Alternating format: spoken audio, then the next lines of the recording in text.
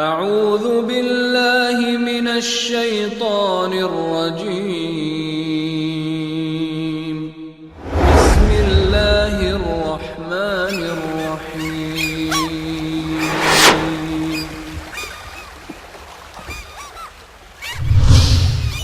كنتم خير أمة أخرجت للناس تأمرون بالمعروف وتنهون عن المنكر وتؤمنون بالله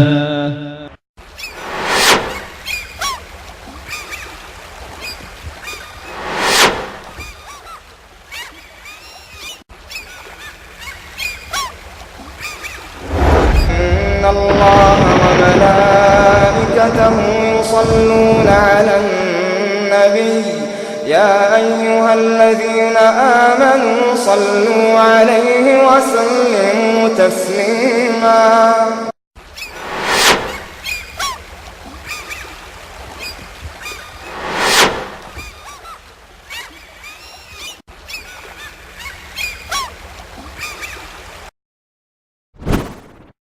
کہ نبی کریم صلی اللہ علیہ وسلم کی 40 سالہ زندگی خوبیوں کا مجموعہ تھی، اخلاق کے لحاظ سے، کردار کے لحاظ سے، عادات کے لحاظ سے، معاملات کے لحاظ سے نبی کریم صلی اللہ علیہ وسلم میں جتنی خوبیاں پائی جا رہی ہیں کسی اور کے اندر وہ خوبیاں نہیں پائی گئی۔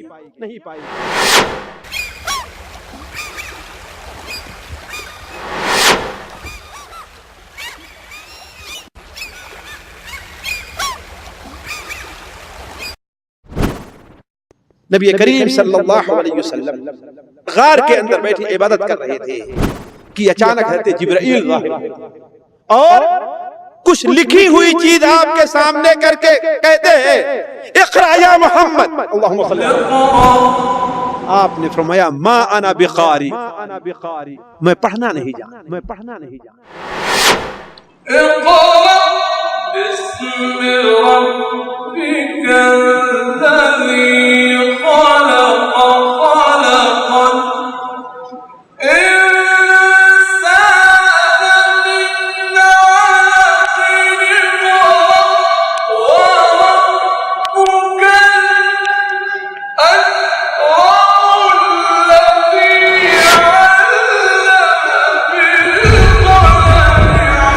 الأكرم الذي علم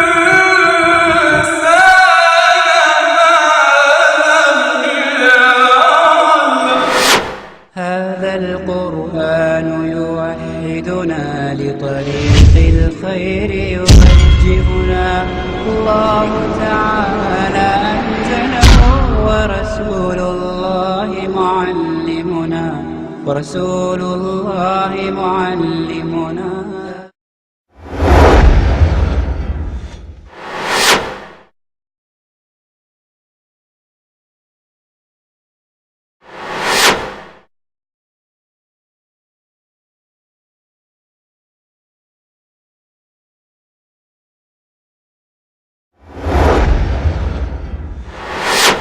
عزیز ساتھیوں، دور اور قریب سے سننے والے بھائیوں، نبی کریم صلی اللہ علیہ وسلم فداہ ابی و امی کی سیرت نبوی کی سیرت کا یہ سلسلہ جو آج سے تقریباً 4 ہفتے پہلے شروع ہوا ہے، اس کی آج یہ آپ کہہ سکتے ہیں کہ تیسری کڑی ہے، یا یہ بھی کہہ سکتے ہیں کہ 5ویں کڑی ہے۔ اب تک جو بیان ہوا ہے اس میں سے خصوصاً پچھلی مجلس میں نبی کریم صلی اللہ علیہ وسلم کی جو نبوت سے پہلے کی زندگی تھی اس کا ذکر چلتا رہا ہے کہ آپ صلی اللہ علیہ وسلم اپنے دادا کے انتقال کے بعد جب آپ ہوش سنبھالے تو آپ نے اس دنیا میں کیا کیا کام کیا، جس میں اس بات کا بھی ذکر آیا تھا کہ آپ نے بکریاں چرائیں، آپ صلی اللہ علیہ وسلم نے تجارت بھی کیا علیہ السلام، اور تجارت کے لیے دور دراز کا سفر کیا، خاص طور پر اس وقت کے لحاظ سے جو وسائل سفر تھے اس کے لحاظ سے یہ سفر بہت دور کا تھا، اور اسی سلسلے میں یہ بات آئی تھی کہ تجارت ہی کے میدان میں آنے کے بعد آپ کا تعارف حضرت خدیجہ رضی اللہ تعالی عنہا سے ہوا، تو ان سے آپ کی شادی ہوئی۔ اس سلسلے میں آپ صلی اللہ علیہ وسلم کی یہ پوری زندگی جو رہی ہے، یہ بات آج کی مجلس میں پہلے آپ کے سامنے ذکر کرتا چلوں کہ اللہ تبارک و تعالیٰ کی آپ کے ساتھ خصوصی رعایت رہی ہے۔ اللہ تبارک و تعالیٰ نے آپ کو کسی استاد کا محتاج نہیں بنایا، کسی استاد سے سیکھنے کے لیے اللہ تبارک و تعالیٰ نے آپ کو حاجت مند نہیں قرار دیا، بلکہ خود اللہ تبارک و تعالیٰ نے آپ کی تربیت فرمائی۔ جیسا کہ اللہ تعالیٰ قرآن مجید میں ارشاد فرماتا ہے کہ الم یجد کا یتیمن فآوا ووجدک ضالا فہدا ووجدک عائلا فاغنا۔ ذرا دیکھیں آپ، کیا اللہ تعالیٰ نے آپ کو یتیم نہیں پایا اور آپ کو سہارا دیا؟ ووجدک ضالا فہدا، آپ پریشان حال تھے، فکری طور پر آپ بڑے پریشان تھے کہ آخر صحیح راستہ ہے کیا، جس کے معنی اللہ نے جس کے معنی کیا ہوتا ہے؟ صحیح راستے پر نہ پہنچنے والا انسان۔ مثال کے طور پر ایک انسان یہاں سے جا رہا ہے، یہاں تک صحیح راستے پر پہنچا، اب اسے ادھر جانا ہے، ادھر جانا ہے، ادھر جانا ہے، یہاں پر کھڑے ہو کر کے حیران ہو کوئی انسان تو اسی کو ضال کہتے ہیں، اسی کو یعنی جسے سیدھا راستہ نہیں مل رہا ہے اسے کیا کرنا ہے۔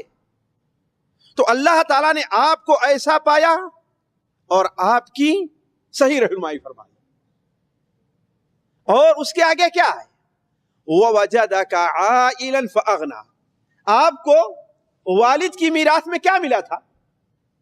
ابھی تو والد کچھ کرنے کے لائق ہوئے ہی تھے کہ اس دنیا سے رخصت ہو گئے، کوئی بڑی جاگیر نہیں چھوڑی آپ کے لیے، کوئی بڑی تجارت آپ کے لیے نہیں چھوڑی، لے دے کر کے صرف 3-4 اونٹ تھے، چند بکریاں تھیں اور ایک لونڈی تھی بس۔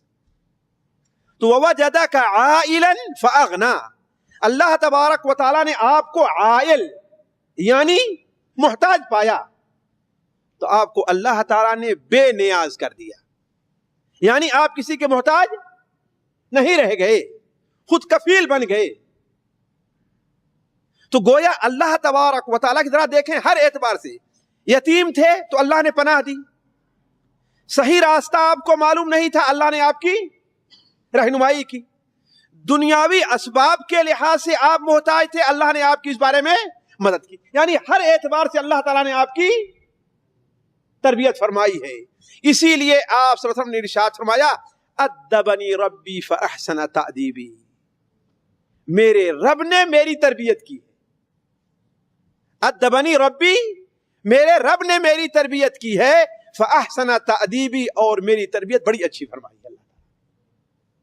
تو اللہ تبارک و تعالی نے اس 35 یا 40 سالہ زندگی میں نبی کریم صلی اللہ علیہ وسلم کی خصوصی رعایت فرمائی۔ اس کی چند مثالیں میں آپ کو دیتا ہوں۔ مثال کے طور پر عرب ہی نہیں بلکہ پوری دنیا میں اللہ کو چھوڑ کر کے لاکھاں اور کروڑاں معبود تھے، اللہ کو چھوڑ کے سارے لوگوں کی پوجا کی جا رہی تھی۔ کوئی درخت کو پوجتا تھا، کوئی پتھر کو پوجتا تھا، کوئی پیروں کو پوجتا تھا، کوئی شیطان کو پوجتا تھا، کوئی کاہنوں اور عرافوں کو عبادت کیا کرتا تھا، کسی نے قبر کے اوپر مزار بنا رکھے تھے، ساری یہ برائیاں پائی جا رہی تھی، حتیٰ کہ خانہ کعبہ جو دنیا کا سب سے مقدس مقام ہے، اتنا پاک کوئی اور مقام ہو سکتا ہے؟ اتنی مبارک کوئی اور جگہ ہو سکتی ہے؟ اس کے ارد گرد بھی بتوں کے ڈھیر لگے ہوئے تھے، 1 2 نہیں 360 بت کہا جاتا ہے، بلکہ طواف تو کرتے تھے اللہ تعالی کے لیے بیت اللہ شریف کا. لیکن ابھی شاید آگے بتلاؤں آپ کو کہ طواف کرتے ہوئے زمزم کے پاس جو 2 بت رکھے ہوئے تھے، طواف جس طریقے سے حجر اسود کو چومتے تھے اور بوسہ دیتے تھے، ایسے ہی ان بتوں کو چوم کر کے تب آگے بڑھا کرتے تھے. ذرا دیکھیں، خالص اللہ کے لیے جو کام ہونا چاہیے اس میں بھی ملاوٹ. یہ تھی بتوں کا تصور تھا. لیکن ساری زندگی میں اپنی صلی اللہ علیہ وسلم نے کبھی بھی کسی بت کی نہ پوجا کی نہ اسے ہاتھ لگایا. بلکہ صرف یہی نہیں، نبی کریم صلی اللہ علیہ وسلم اپنی زندگی میں اس پر کڑھتے تھے، چڑھتے تھے، حتیٰ کہ اگر کوئی آپ کے سامنے ان بتوں کی قسم کھاتا تھا تو اس پر بھی آپ کو تکلیف ہوا کرتی.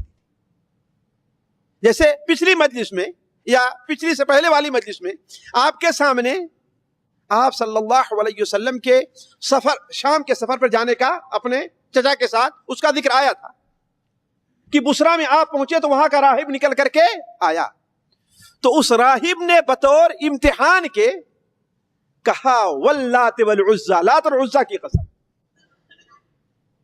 حالانکہ آپ عمر میں ابھی چھوٹے ہیں، 11-12 سال کے ہیں آپ صلی اللہ علیہ وسلم، فداء ابی و امی. آپ نے فرمایا لات اور عزا کی قسم نہ کھاؤ، اس لیے کہ مجھے جس قدر ان سے نفرت ہے، جتنا مجھے ان سے چڑھ ہے کسی اور چیز سے نہیں.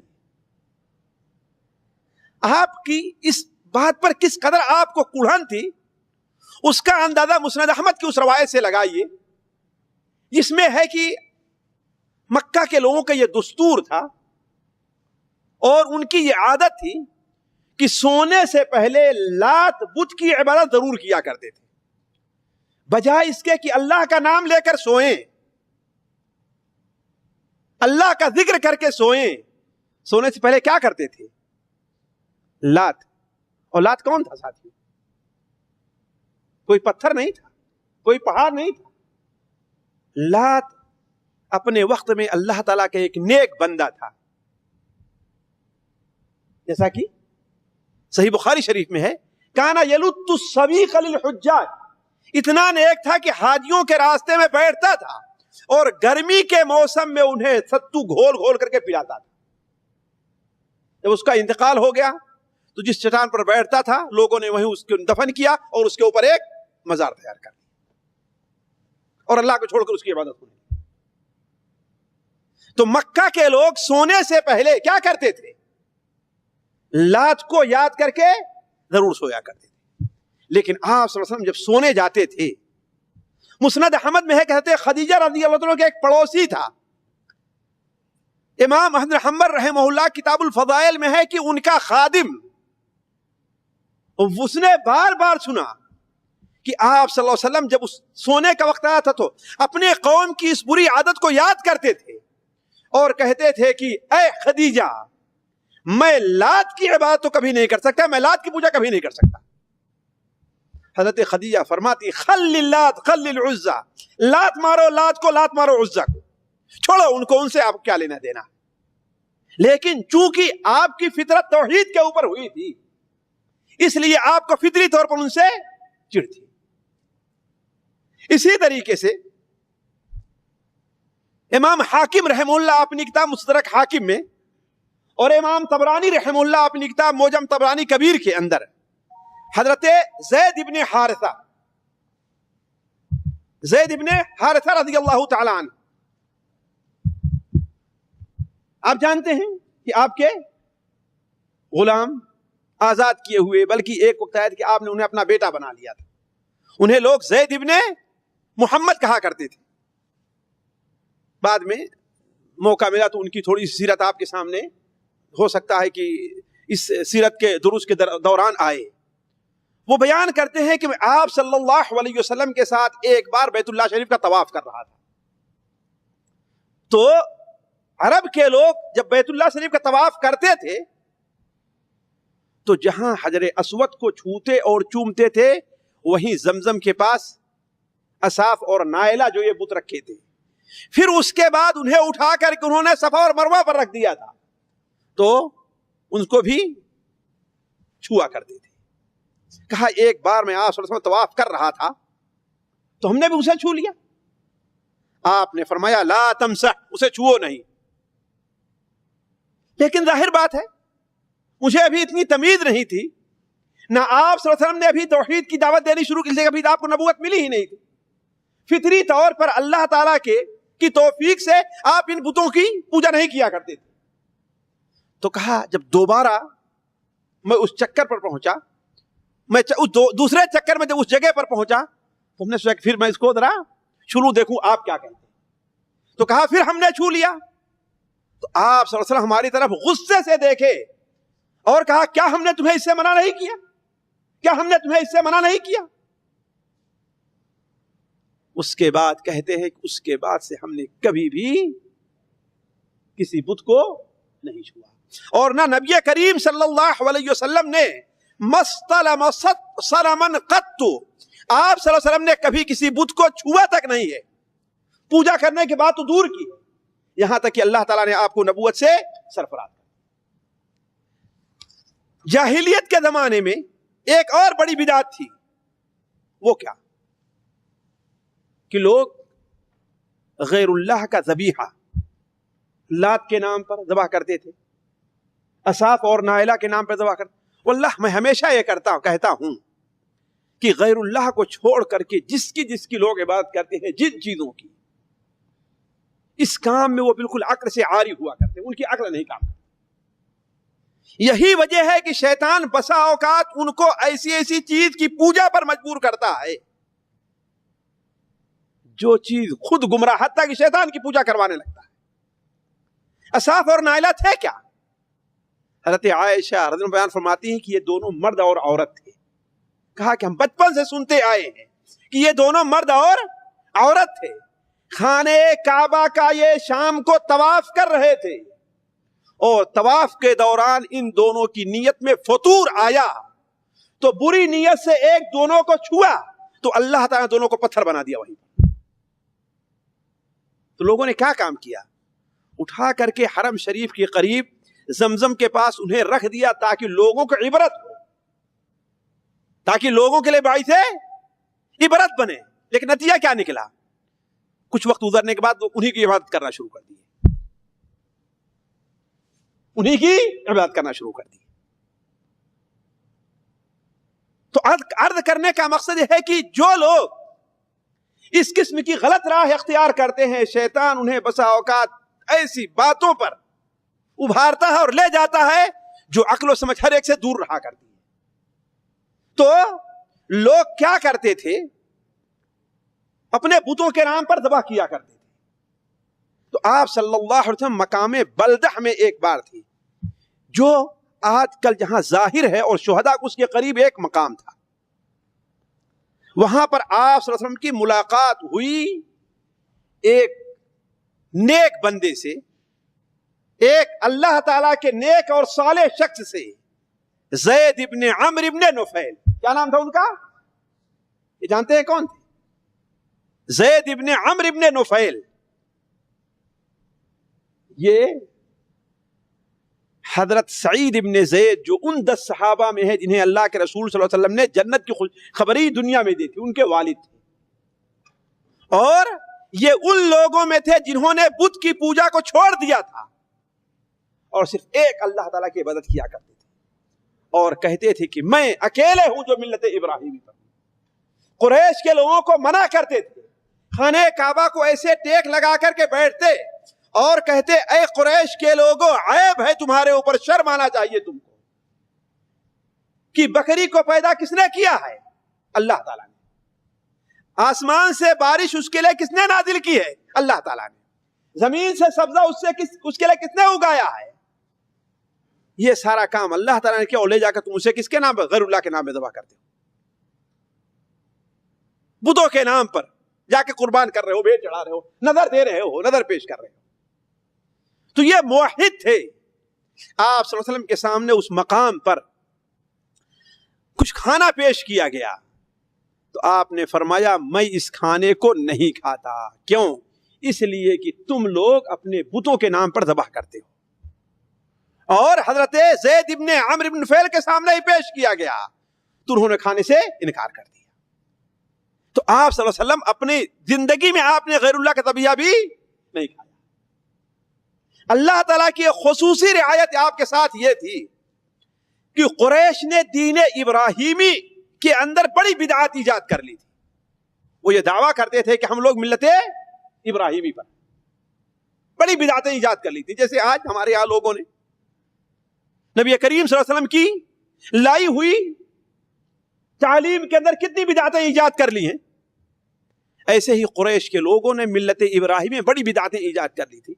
ان میں سے میں صرف ایک بدعت کا ذکر کرتا ہوں، وہ یہ ہے کہ اصل یہ ہے کہ حج کرنے والے کہاں تک جائیں؟ عرفات تک جائیں، ورنہ حج مکمل کیوں مکمل نہیں ہے؟ یہ بتائیے حج کا احرام کہاں سے باندھا جاتا ہے؟ جو مکہ میں ہے لوگ، جی حج کا احرام، قاری صاحب ذرا سوچ کر کے بولیں، مکہ میں رہنے والے لوگ حج کا احرام کہاں سے باندھتے ہیں؟ ہاں؟ اپنے گھر سے، اپنے جائے قیام سے باندھتے ہیں۔ اور عمرے کا احرام حدود حرم سے، حالانکہ مکہ ہی کے رہنے والے ہیں۔ دونوں میں فرق کیوں کیا گیا ہے؟ یہ کیوں دونوں میں؟ حج کا احرام اپنے گھر سے باندھیں، یا جو لوگ وہاں پر ٹھہرے اپنے جائے قیام سے باندھیں، اور عمرے کا احرام باندھنے کے لیے کہاں جائیں؟ جی حدود حرم سے باہر نکلیں۔ کیوں؟ اس لیے کہ عمرے کے جو کام ہیں احرام باندھنے کے بعد کہیں باہر نہیں جانا پڑتا۔ باہر سے آپ آئے گویا اللہ تعالیٰ کی زیارت، اللہ کے اگر حدود حرم ہی سے آئیں تو اللہ کی زیارت کون سی ہے؟ اللہ کے مہمان کون سے ہیں؟ حج اور عمرہ کرنے والے اللہ کے مہمان ہیں نا۔ اور مہمان کہاں سے آتا ہے؟ باہر سے آتا ہے کہ اندر سے رہتا ہے؟ جی اسی لیے عمرے کے لیے ضروری ہے کہ باہر جائیں احرام باندھ کر، تب مہمان بن کر کے آئیں۔ لیکن حج کے لیے باہر کیا ہے؟ اپنے گھر سے احرام باندھیں۔ کیوں؟ اس لیے کہ حج کرنے کے لیے باہر تو نکلنا ہی ہے۔ وہ کس طرف؟ عرفات میں۔ عرفات حدود حرم سے باہر ہے، اور مزدلفہ حدود حرم کے اندر ہے۔ اسی لیے آپ لوگ جانتے ہیں کہ 10ویں ذی الحجہ کو جو طواف کیا تھا اسے کیا کہتے ہیں؟ طواف زیارت یا طواف افاضہ۔ کیا کہتے ہیں؟ زیارت۔ باہر سے آنے والا ہی زیارت کرتا ہے نا، کہ گھر میں رہنے والا زیارت کرتا ہے؟ چونکہ اب باہر گئے تھے عرفات، وہاں سے آ رہے ہیں، لہذا اب طواف زیارت کریں گے۔ تو حج کے لیے عرفات جانا ضروری ہے، بلکہ رکن ہے حج کا۔ لیکن مکہ کے لوگ کہتے تھے ہم اللہ تعالیٰ کے پڑوسی ہیں۔ قریش کیا کہتے تھے؟ ہم اللہ کے پڑوسی ہیں، لہذا ہم اللہ کا جو گھر ہے اور گھر کا جو صحن ہے اس سے ہم باہر نہیں جائیں گے۔ باقی سارے عرب کے لوگ عرفات جاتے تھے اور وہ مزدلفہ میں ٹھہر جاتے تھے۔ یہ دین ابراہیمی میں ایک بدعت ایجاد کر لی تھی انہوں نے۔ نبی کریم صلی اللہ علیہ وسلم نے نبوت سے پہلے بھی جو حج کیا ہے، آپ صلی اللہ علیہ وسلم اپنی قوم، اپنے خاندان، اپنے باپ دادا کی طرح سے صرف مزدلفہ میں نہیں رہ گئے، بلکہ کہاں گئے؟ عرفات تک آپ گئے۔ یعنی یہ بدعت جو قریش نے ایجاد کر لی تھی وہ کیا ہے؟ آپ نے اس کی اتباع نہیں کی۔ چنانچہ مسند احمد کہتے عدی ابن جبیر ابن عدی رضی اللہ عنہ بیان فرماتے، نہیں جبیر ابن مطعم بیان کرتے ہیں کہ میرا ایک بار اونٹ غائب ہو گیا، میں اسے تلاش کرتے کرتے کرتے عرفات پہنچا تو کیا دیکھتا ہوں کہ آپ صلی اللہ علیہ وسلم یہاں ایک اونٹ پر ٹھہرے ہوئے حاجیوں کے ساتھ۔ ارے یہ تو حمص میں ہے، یعنی وہ لوگ جو حدود حرم سے باہر، یہ کہاں باہر آ گئے؟ تو آپ صلی اللہ علیہ وسلم نے قریش کی اس کے اوپر، اس بدعت پر بھی آپ نے ان کی اتباع نہیں کی۔ خیر اس طریقے سے اور بہت سی چیزیں ہیں۔ ایک اور بات کہہ کے اپنی بات کو میں آگے بڑھاتا ہوں کہ آپ صلی اللہ علیہ وسلم کے زمانے ہی میں قریش کے اندر بہت سی بری عادتیں پیدا ہو گئی تھی۔ آپ جانتے ہیں زنا ہے، ڈاکہ ہے، لوٹ ہے، مار ہے، بڑی بری عادتیں پیدا ہو گئی تھی. زنا کوئی عیب نہیں سمجھا جاتا تھا، خاص طور پر لونڈی کے ساتھ زنا کرنا کوئی عیب نہیں تھا. بلکہ یہ تفصیل کا وقت نہیں ہے کہ بلکہ لوگ وصیت کر جائے فلاں کی لونڈی جو ہے اس کا جو بیٹا ہے وہ میرا بیٹا ہے، کیوں ہم نے اس سے زنا کیا ہے تو وہ جو بچہ ہے مجھ سے پیدا ہوا ہے، لہذا اسے لے لینا تم بڑے ہونے کے بعد. یعنی کوئی عیب نہیں سمجھتے تھے، بڑی بری عادتیں تھی. انہی میں ایک بری عادت یہ تھی کہ لوگ ننگے ہونے کو، جیسے آج کل جو ہے یورپ میں ننگے ہونے کو کوئی برا سمجھتا ہے؟ عورتوں کو دیکھ لیجئے خاص طور پر، کوئی سمجھتا ہے؟ وہ مرد بھی بلکہ آج کل فیشن ہے کہ یہاں تک پہن کر کے باہر نکلو اور گھومو. عرب میں اور ان میں صرف یہی فرق رہ گیا ہے کہ عورتیں صرف ایک آدھے بالش کا کپڑا یہاں پہنتی ہے اور ایک آدھے بالش کپڑا شرمگاہ پر رکھتی ہے، بس اور کچھ فرق نہیں ہے. اور اسے کیا سمجھا جاتا ہے؟ فیشن. اور ہماری مائیں بہنیں بھی ان کی تقلید کرنی شروع ہو کر دی. آپ دیکھ لیجیے خاص طور پر ہمارے گھروں میں جو لباس چل رہا ہے، نعوذ باللہ من ذالک. اسی لیے محارم کے ساتھ زنا کے بڑے واقعات اب پیش آ رہے ہیں، بڑے واقعات پیش آ رہے ہیں. خیر ہے، تو زمانے جاہلیت کی ایک برائی یہ تھی، اخلاقی برائی، کہ وہ لوگ برہنگی ان کے ہاں، یعنی ننگا پر کوئی عیب نہیں تھا. حتیٰ کہ ننگے ہو کر کے تو کچھ لوگ بیت اللہ شریف کا طواف بھی کیا کرتے تھے. عورتیں بھی طواف کرتی تھی ننگا ہو کر کے، لیکن عام طور پر شام میں کیا کرتی تھی، رات کو کیا کرتی تھی. لیکن آپ صلی اللہ علیہ وسلم نے ایسا کبھی نہیں کیا. بلکہ ایک بار جب بیت اللہ شریف کی تعمیر ہو رہی تھی، آپ کی عمر 35 سال تھی، تو آپ صلی اللہ علیہ وسلم بھی پتھر ڈھو کر کے اپنے کندھوں پر لایا کرتے تھے، پتھر ڈھو کر کے لایا کرتے تھے. اور ظاہر بات ہے نہ کپڑے کی فراوانی اتنی تھی کہ یہاں پر یا اپنے سر پر کوئی کپڑا رکھ کر کے اس پر پتھر رکھے. تو آپ صلی اللہ علیہ وسلم جب پتھر لے آتے تھے تو پتھر کے اثر سے آپ کے کندھے پر نشان زخم آ جایا کرتا تھا. تو آپ کے چچا عباس نے کہا کہ ایسا کرو کہ اپنا تہبند کھول کر کے کیا کرو، یہاں پر رکھو، تاکہ اس پر پتھر رکھو تو نشان نہ پڑے، تکلیف نہ ہو.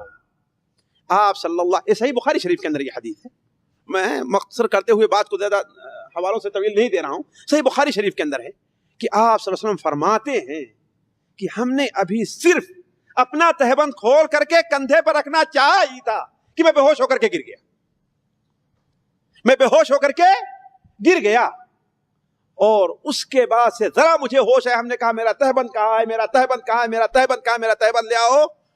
راوی کہتے اس کے بعد سے آپ صلی اللہ علیہ وسلم کبھی بھی برہنا نہیں دیکھا گیا. یہ اللہ تعالیٰ کی آپ کے ساتھ خصوصی رعایت تھی، خصوصی رعایت تھی نبی صلی اللہ علیہ وسلم کے ساتھ. اسی لیے ساتھیوں اختصار کے ساتھ یہ کہا جا سکتا ہے کہ نبی کریم صلی اللہ علیہ وسلم کی 40 سالہ زندگی خوبیوں کا مجموعہ تھی.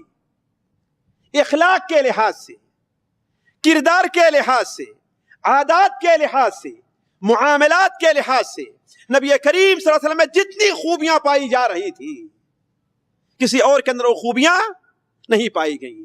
بلکہ جیسا کہا جاتا ہے کہ آگے سے دیکھو تو، پیچھے سے دیکھو تو، دائیں سے دیکھو تو، بائیں سے دیکھو تو کہیں سے بھی کوئی عیب نظر نہیں آتا. اسی لیے نبی کریم صلی اللہ علیہ وسلم نے جب نبوت کا اعلان فرمایا اور نبوت طرف دعوت دی لوگوں کو، تو بہت سے لوگ، ظاہر بات ہے شروع میں لوگوں نے اسلام قبول نہیں کیا، آپ پر الزام لگانے لگے. کیا کہنے لگے کہ یہ جادوگر ہے، کوئی کہتا کہ نہیں اس کے اوپر جنات کا اثر ہے، یہاں تک کہ کوئی کہتا کہ یہ کاذب جھوٹے ہیں، نعوذ باللہ من ذلک. اللہ تعالیٰ نے فرمایا فَإِنَّهُمْ لَا يُكَذِّبُونَكَ، وہ آپ کو نہیں جھٹلاتے اس لیے کہ آپ کو صادق اور امین سمجھتے ہیں. وَلَكِنَّ الظَّالِمِينَ بِآيَاتِ اللَّهِ يَجْحَدُونَ، یہ ظالم لوگ اللہ تعالیٰ کی آیات کا انکار فرماتے ہیں. آپ صلی اللہ علیہ وسلم اس قدر خوبیوں کا مجموعہ تھے کہ دوست اور دشمن دونوں اس کا اقرار کرتے تھے، دوست ہو یا دشمن ہو. بلکہ آپ صلی اللہ علیہ وسلم نے چیلنج کر دیا تھا قرآن مجید میں، واللہ دنیا کا کوئی آدمی ایسا نہیں کر سکتا. آپ نے کیا فرمایا تھا؟ فَقَدْ لَبِثْتُ فِيكُمْ عُمْرًا أَفَلَا تَعْقِلُونَ، من قبلہ فقد لبثت فیکم عمرا من قبل افلا تعقلون. اللہ کے بندو سوچو ذرا، اس سے پہلے تمہارے درمیان میں ایک مدت گزار چکا ہوں، ایک عمر گزار چکا ہوں، کیا تم نے میرے اندر کوئی برائی دیکھی ہے؟ عقل سے کام لو. اب بوڑھے ہونے کے بعد میں تم سے جھوٹ بولوں گا؟ اب تک ہم نے جھوٹ نہیں بولا تو. بلکہ اللہ تعالیٰ نے آپ کو جو حکم دیا کہ ذرا آپ ایک چیلنج کر دیجیے ان کو. کہا کوئی بات نہیں، ٹھیک ہے، تم سمجھتے ہو کہ میں جھوٹ بول رہا ہوں، تم سمجھتے ہو کہ میرا دعویٰ غلط ہے، تم جو سوچتے ہو کہ میں جادوگر ہوں، لیکن ذرا پوچھو ان سے کہ تم لوگ اکیلے اکیلے یا دو آدمی کھڑے ہو کر کے سوچو اور بات کرو، کیا ہمارے اندر کبھی تم نے کوئی عیب دیکھا ہے؟ قل انما اعظکم بواحدہ ان تقوموا للہ مثنی وفرادا ثم تتفکروا ما بصاحبکم من جنہ. میں تم سے کہتا ہوں کہ تم لوگ دو آدمی ہو کر کے یا اکیلے اکیلے ہو کر کے ذرا سوچو، غور کرو، غریبان میں منہ ڈال کر کے سوچو کہ یہ شخص جو نبوت کا دعویٰ کر رہا ہے 40 سال سے تمہارے درمیان زندگی بسر کر رہا ہے، اس نے سارے کام کیے ہیں، تجارت بھی کی ہے، بکریاں بھی چرائی ہے، اس کا بچپنا بھی تمہارے سامنے گزرا ہے، کبھی اس کے اندر تم نے کوئی عیب پایا ہے؟ کوئی عیب نہیں پایا ہے. جب کوئی عیب نہیں پایا ہے تو آخر اس کی دعوت کو قبول کیوں نہیں کرتے ہو؟ نبی کریم صلی اللہ علیہ وسلم کے اس چیلنج کا اظہار ساتھیوں ایک وقت میں بہت کھل کر کے ہوا، بہت کھل کر کے ہوا. وہ کس وقت؟ جب آپ صلی اللہ علیہ وسلم کی عمر تقریباً 35 سال یا اس سے کچھ زیادہ تھی اور خانہ کعبہ کی تعمیر کا مسئلہ تھا. اس لیے کہ خانہ کعبہ حضرت ابراہیم علیہ السلام یا ان کے بعد جن لوگوں میں اس پر کوئی چھت نہیں تھی، تقریباً 9 فٹ اونچی دیوار تھی، دروازہ تھا، ایک مشرق کی طرف ایک مغرب کی طرف، اور اوپر سے تو جو مال وہاں لایا جاتا تھا خانہ کعبہ کے لیے وقف جاتا اسے خانہ کعبہ میں رکھ دیا جاتا تھا. تو ہوا یہ کہ ایک بار کچھ چوروں نے دیوار کود کر کے وہاں سے کچھ مال چرا لیا. ایک یہ کہا جاتا ہے. دوسرا یہ کہا جاتا ہے کہ اس وقت بھی خانہ کعبہ کا پردہ ہوتا تھا، اس پر دیوار پر چادر چڑھائی جاتی تھی، دیوار پر چادر چڑھائی جاتی تھی. ایک عورت خانہ کعبہ کو دھونی دے رہی تھی، اگربتی کے لیے سلگا، آج کے اصطلاح میں اگربتی سلگا رہی تھی کہ آگ لگی اور خانہ کعبہ کا پردہ جل گیا، جس کا اثر دیوار پر پڑا. اور یہ بھی کہا جاتا ہے کہ ایک وقت سب سیلاب آیا ایسے اوپر کی طرف سے، حجون کی طرف سے، اور خانہ کعبہ چونکہ وادی میں تھا اور سیلاب ادھر مسفلا کی طرف جاتا تھا، لہذا اس زور کا سیلاب آیا کہ خانہ کعبہ کی دیواریں ہل گئی، اب قریب تھا کہ ڈھہ جائیں. لہذا مکہ کے لوگ خصوصاً، قریش کے لوگ خصوصاً، وہ لوگ جو خانہ کعبہ کے بڑے متولی سمجھے جاتے تھے، ان لوگوں نے آپس میں مشورہ کیا کہ خانہ کعبہ کی تعمیر کی جانی چاہیے، لیکن اس میں زنا کا پیسہ نہیں لگے گا، لوٹ مار کا پیسہ نہیں لگے گا، سود کا پیسہ نہیں لگے گا. اس لیے ساتھیوں، جو کوئی آدمی جو کوئی برا کام کرتا ہے، اس کے دل کے گوشے میں کہیں یہ بات ضرور رہتی ہے کہ یہ کام غلط ہے، یہ کام دل کے گوشے میں. مثال کے میں دوں، آج کل ہمارے ہندوستان پاکستان عام طور پر جو پینٹ شرٹ پہننے کے عادی ہیں، ہے نا، لیکن جب جمعہ پڑھنا ہوتا ہے تو، عید پڑھنا رہتا ہے تو، یا شادی وغیرہ کا موقع رہتا ہے تو، یا میلاد کی محفل ہوتی ہے تو کیا کرتے ہیں؟ اس وقت کیا پہنیں گے؟ کرتا پیجامہ، شلوار قمیص اور ٹوپی وغیرہ دے کر کے، ہے نا. اس کا مطلب ان کے دل میں بھی کہیں یہ چیز ہے کہ یہ لباس مسلمانوں کا ہے، وہ صحیح کہ نہیں صحیح، کہ یہ مسلمانوں کا لباس نہیں. تو عرض کرنے کا مقصد یہ ہے کہ کوئی آدمی جتنا بھی برا کام کرتا ہے، اس کے دل کے کسی کنارے میں یہ خلش ضرور رہتی کہ یہ کام صحیح نہیں ہے. تو مکہ کے لوگ سود کھاتے تھے، لوٹ مار کرتے تھے، ہر چیز جائز سمجھتے تھے، ہر چیز جائز سمجھتے تھے، لیکن جب خانہ کعبہ کی تعمیر کا مسئلہ آیا تو کہتے تھے کہ اس میں نہ نزاع کا مال لگے گا، نہ سود کا مال لگے گا، اور نہ ہی لوٹ مار کا۔ تب ظاہر بات جتنا پیسہ ہوا اس کی تعمیر کرنا شروع کر دیا، اور پورے جو قبیلے تھے خاطب قریش کے وہ ہوئے کہ اتنا حصہ تمہیں تعمیر کرنا ہے، اتنا میں تعمیر کروں گا، اتنا میں اور اتنا میں تعمیر کروں گا۔ چنانچہ سب لوگ اپنے تعمیر کے لیے کر رہے تھے۔ جب اس مقام پر آئے، ابھی اس کا ذکر ہے کہ اللہ کے رسول صلی اللہ علیہ وسلم کیا کر رہے تھے، اس کے لیے پتھر ڈھو کر کے لے آ رہے تھے، اس کا ذکر آیا۔ تو جب اس مقام پر پہنچے جہاں حجر اسود ہے کہ حجر اسود رکھنا چاہیے، تو اب یہاں پر اختلاف کھڑا ہو گیا۔ ہر قبیلہ چاہے کہ ٹھیک ہے بھائی مجھے ادھر بنانے کے لیے دیا تو ہے، ٹھیک ہے میں تیار ہو گیا، لیکن حجر اسود ہم رکھیں گے، یہ ہمارے خاندان کے لوگ رکھیں گے۔ ایسے 4 دن اختلاف میں گزر گئے، اور صورتحال یہاں پہنچ گئی کہ بنو عبدالدار نے، بنو عدی نے، ان لوگوں نے ایک سینی میں، گینڈی میں بھر کر کے خون لائے، اور اس میں ہاتھ رکھ کر کے عہد کیا کہ خون کی ندیاں بہہ جائیں گی، لیکن حجر اسود کسی اور کو رکھنے ہم نہیں دیں گے۔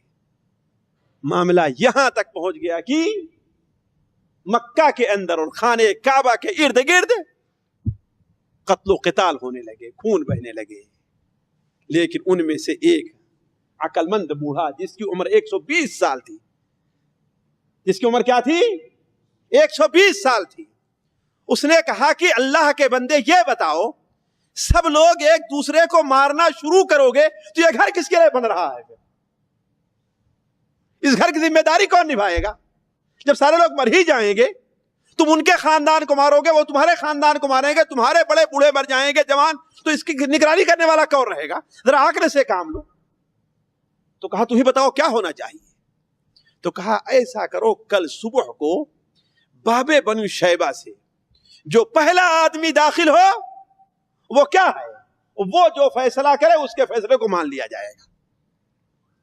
سارے لوگ اس کے اوپر تیار ہو گئے، اور اس بات کو مخفی رکھا گیا، ورنہ ہر آدمی اپنے خاندان کسی کا تم دروازے چلے جاؤ، ہو سکتا ہے کہ نہیں ہو سکتا، لیکن مخفی رکھا گیا اس بات کو۔ دوسرے دن سارے لوگ آئے اور وہاں پر اجتماع ہے، ہر آدمی دعا کر رہا ہے کہ میرے خاندان کا ہے، میرے قبیلے کا ہے، میرا بھائی آئے، میرا دوست آئے، ہے کہ نہیں ہے؟ لیکن تھوڑی ہی دیر میں کیا دیکھتے ہیں کہ نبی کریم صلی اللہ علیہ وسلم اس دروازے سے داخل ہو رہے ہیں۔ آپ کو دیکھنا تھا تو سارے لوگوں نے کہا کہ جاء الامین رضینا بہی، رضینا بہی، جاء محمد رضینا بہی، یہ تو محمد آ گئے، اللہم صلی علی محمد، یہ تو امانت دار آدمی ہے، یہ صادق ہے، یہ جو فیصلہ کرے گا ہم اس کے اوپر راضی۔ چنانچہ آگے بڑھ کر کے آپ کا ہاتھ پکڑا لوگ اور لے کر کے آئے۔ آپ صلی اللہ علیہ وسلم نے پوچھا کہ مسئلہ کیا ہے، لوگوں نے بیان کیا، تو آپ صلی اللہ علیہ وسلم نے اس وقت جو جس حکمت سے کام لیا تھا آپ لوگوں نے بار بار سنائی کہ آپ نے ایک چادر منگوائی، اور چادر کے اوپر اپنے دستے مبارک سے آپ نے حجر اسود کو رکھ دیا، اور ہر قبیلے کے بڑے بڑے سرداروں میں سے ایک کو لیا اور کہا کہ چادر کا کونا پکڑ کر کے اٹھائیں۔ جب اوپر اٹھائیں، جب اوپر اٹھائے وہاں تک پہنچے، کہاں تک؟ جہاں حجر اسود ہے، تو آپ صلی اللہ علیہ وسلم نے اپنے دستے مبارک سے وہاں پر حجر اسود کو رکھ دیا۔ اس طریقے سے مکے کے اندر جو خون خرابہ ہونے جا رہا تھا، آپ صلی اللہ علیہ وسلم نے اس کا تدارک کر دیا۔ اس دنیا میں اس سے پہلے میں کہہ چکا ہوں کہ نبی کریم صلی اللہ علیہ وسلم کی نبوت کا اظہار ملائے اعلیٰ میں کب ہوا تھا؟ جی قاری صاحب، ملائے اعلیٰ میں آپ کی نبوت کی خبر کب سے پھیلی تھی؟ ابھی آدم علیہ السلام کے جسم کے اندر روح نہیں پھونکی گئی، تبھی سے ہے نا۔ اور اس دنیا کے لوگوں کو آپ کی نبوت کی اطلاع کب ملی ہے کہ ایک ایسا نبی آنے والا ہے؟ سب سے پہلے کب ملی ہے؟ جی کسی کو معلوم ہے؟ آپ لوگ کیا کرتے رہے پچھلی مجلسوں میں؟ جی ہاں قاری صاحب، حضرت ابراہیم علیہ السلام نے دعا کی تھی بھائی، پہلی ہی مجلس کے اندر ہم نے آپ کے سامنے یہ بات رکھی تھی کہ آپ صلی اللہ علیہ وسلم سے پوچھا گیا کہ ما کان بدء امرک، مسند احمد کے اندر روایت ہے، امام سندھی کہتے ہیں اس کی شرح میں ما کانا بدء امرک اے ای شیء ظہر اولا فی هذا العالم من امر نبوتی، اس دنیا میں آپ کی نبوت کا سب سے پہلا ظہور کب ہوا ہے، یعنی لوگ کب جاننے لگے ہیں کہ ایک نبی آنے والا ہے؟ تو آپ صلی اللہ علیہ وسلم نے ارشاد فرمایا کہ انا دعوت ابی ابراہیم، میں اپنے باپ ابراہیم علیہ السلام کی دعوت ہوں، یعنی سب سے پہلے تو ابراہیم علیہ السلام نے دعا کی تھی، ہے نا؟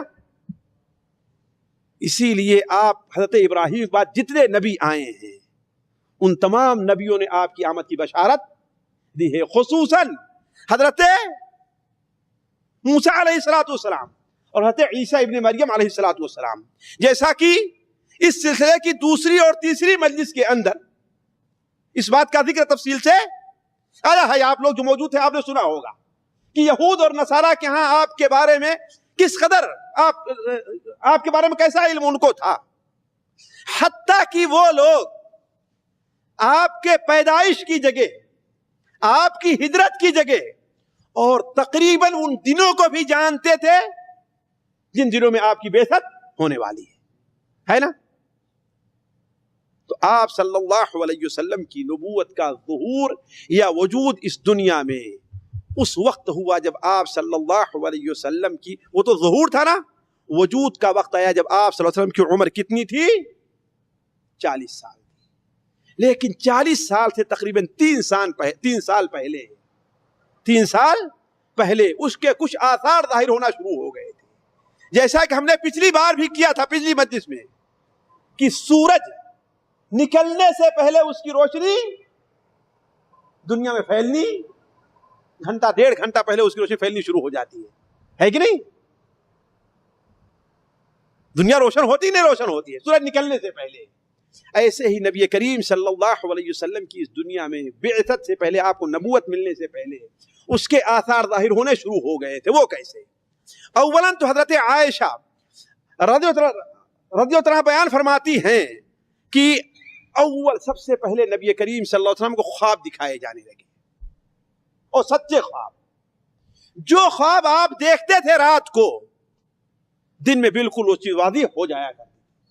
یہ کس قسم کے خواب تھے حدیثوں میں اس کا کوئی ذکر نہیں، لیکن جو خواب بھی آپ دیکھتے تھے صبح کو خواب بالکل سچا ہوتا تھا۔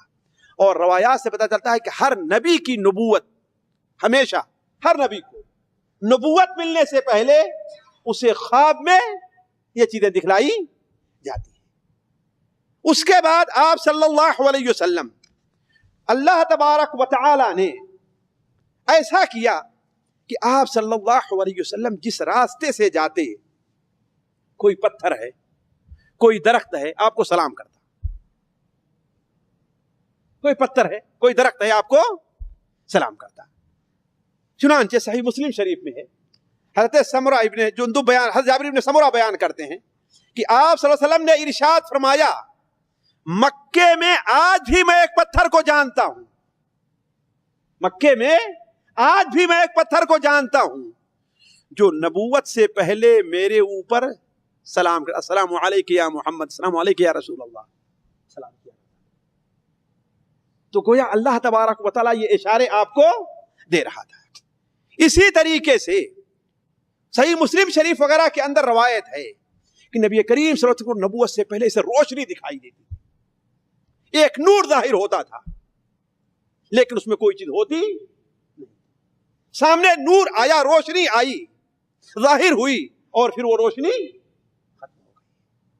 اور بسا اوقات اس روشنی سے ایک ایسی آواز آتی تھی جسے آپ پہچانتے نہیں۔ بعض ضعیف روایت پتہ چلتا ہے کہ اس میں ہوتی تھی کہ آپ اللہ کے رسول ہیں، یہ آواز آتی تھی، آپ اللہ کے نبی ہیں۔ بلکہ حضرت عبداللہ ابن عباس کی روایت پتہ چلتا ہے کہ ایسا 3 سال تک ہوتا رہا ہے۔ شیخ صفی الرحمان کہتے ہیں 2 سال سے کچھ زیادہ یہ مدت رہی ہے کہ ایسا ہوتا رہا ہے، یعنی آپ کو سچے خواب آتے رہے، ایک چیز، دوسری چیز پتھر آپ کو سلام کرتے رہے، تیسری چیز آپ کو روشنی دکھائی دیتی رہی، اور چوتھی چیز آپ آواز سنتے رہے، لیکن کوئی دکھائی نہیں دیتا تھا۔ لیکن آپ صلی اللہ علیہ وسلم انہی دنوں میں اللہ تبارک و تعالی نے آپ کے دل کے اندر ایک اور چیز ڈال دی. وہ کیا چیز ہے؟ کہ آپ لوگوں سے الگ ہٹ کر کے نکل جایا کریں. آپ پہلے بھی لوگوں سے بالکل بیزار تھے. بتوں کی پوجا، زنا، چوری، ڈاکہ، یہ چیزیں آپ قتل پسند نہیں تھی، آپ بیزار تھے. تو اللہ تبارک و تعالی نے آپ کے دل میں یہ ڈالا کہ آپ صلی اللہ علیہ وسلم گوشہ نشینی اختیار کریں. اس کے لیے سب سے بہتر جگہ کون سی ہو سکتی تھی ساتھیوں؟ خانہ کعبہ، مکہ مکرمہ، بیت اللہ شریف. لیکن چونکہ بیت اللہ شریف میں اکیلے رہ کر کے آپ صلی اللہ علیہ وسلم کے لیے مشکل تھا. کیوں؟ اس لیے کہ خانہ کعبہ کے ارد گرد کتنے بت تھے؟ 360 بت بنے ہوئے تھے. لہذا آپ صلی اللہ علیہ وسلم نے اس سے دور خانہ کعبہ سے شمال مشرق کی طرف 4 کلومیٹر کی دوری پر یا 5 کلومیٹر کی دوری پر ایک پہاڑ ہے جسے جبل حرا کہا جاتا تھا. آج اسے کیا کہا جاتا ہے؟ جبل النور.